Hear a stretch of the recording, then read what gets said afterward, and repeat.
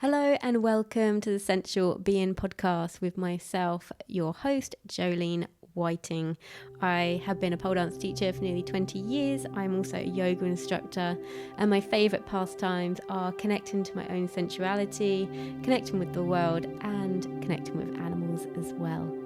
In this podcast, you'll find new and inventive ways of how you see yourself, connecting yourself with others, and also how you see and view the world around you. In this episode, we are going to talk about how to live in a life where you don't have to be bombarded with the fact of you don't know what it's got until it's gone. Hello, you gorgeous, sensual being. Thank you so much for taking the time out of your busy day to join me for another episode.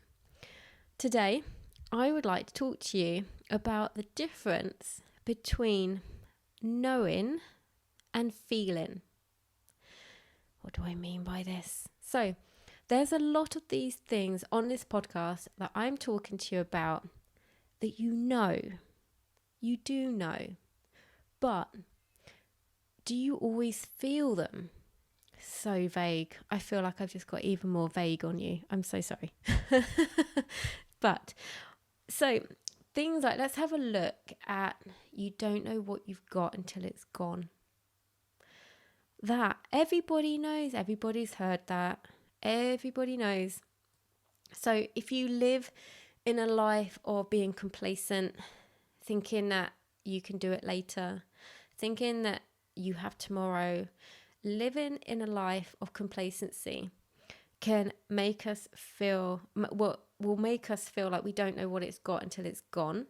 Now, we won't know that until we feel it. And this is the scary bit, because you'll be forced to embody it. So if you lose somebody, that's normally the biggest trigger. And you don't know what you've got till it's gone. And you think, damn, you're not getting that time back. Any time that you have, you are never getting it back, because tomorrow doesn't really exist. So the time is now. But to try and live a fully embodied life is actually quite hard. So don't shame yourself for the fact of you may have had these feelings before, because I have too. We live in such a fast-paced life. We are distracted. Oh my God, we're distracted by things that they don't matter.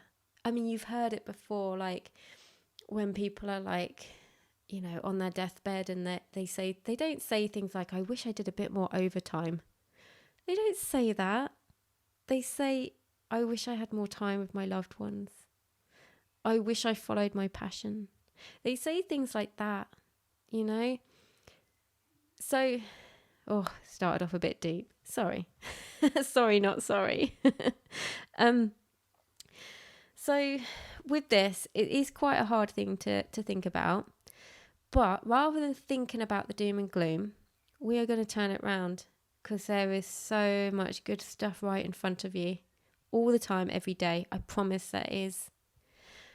So we want to try and be in this state where we know what we've got. We don't need to go through like trauma to know what we've got. Yeah, this is where we want to be. But it is hard to just sort of be there without really being aware of it. So awareness of this, again, I say a lot about awareness, but it's so true. Awareness of this is key to start. So we want to take this from knowledge and we want to embody. But what the hell does that mean? What does it mean? Now, the biggest way we can do this is through gratitude. So gratitude is one of the highest vibrations we can live at. Gratitude and love.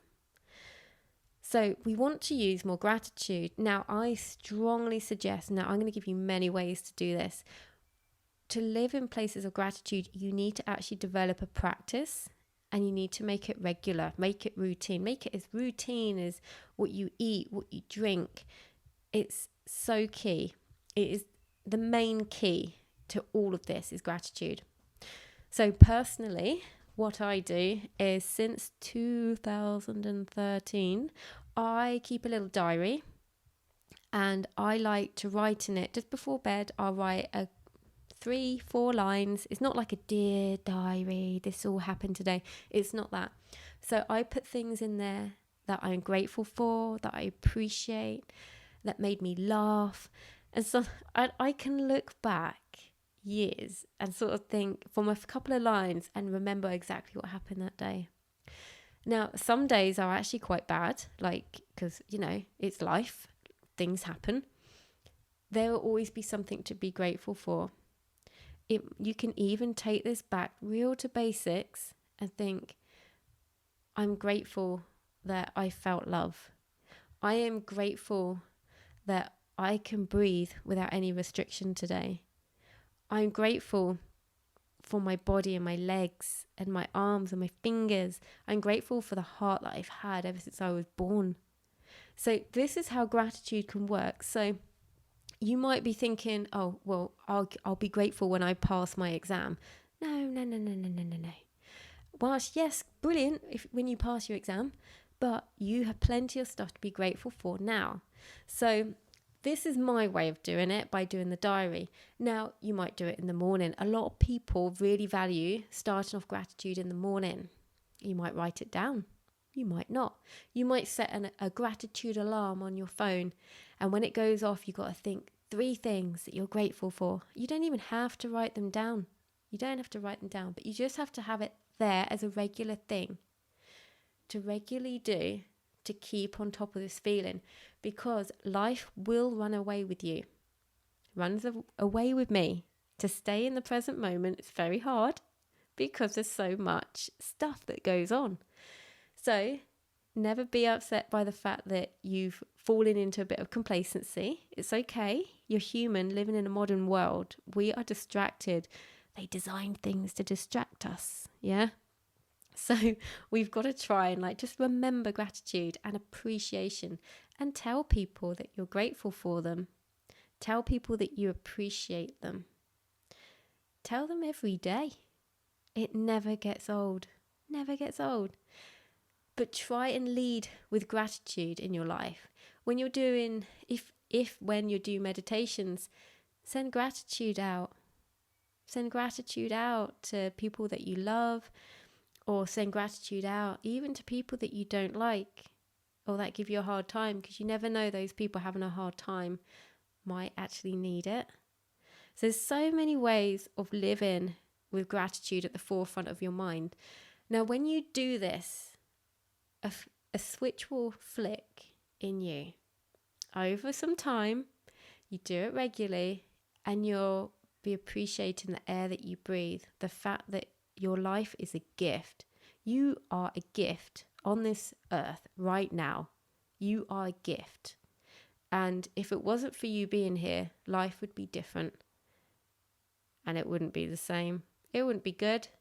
It's good because you're here. We're all here for a reason. Yeah, you don't need to know what that reason is, but you are significant, which is why you are here.